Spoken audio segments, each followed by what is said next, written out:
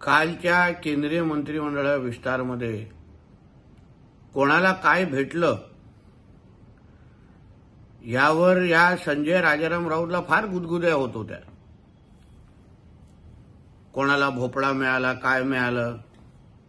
तर संजय राजाराम राऊतला विचारेन, जरा अपने गिराबान में झाक के देखो. काँग्रेस आणि राष्ट्रवादी बरोबर जाऊन, पवार साहेबांच्या गटाबरोबर जाऊन तुम्हाला नेमकं काय भेटलं? भारतीय जनता पक्षाबरोबर 2014 आणि 19 मध्ये जेव्हा तुमची युती होती तेव्हा तुमचे 18 खासदार निवडून आले होते. तेव्हा तुम्ही तेवढ्याच जागा लढवायच्या आणि आज 21 जवळपास जागा लढवल्यानंतर फक्त 9 जागा आल्या.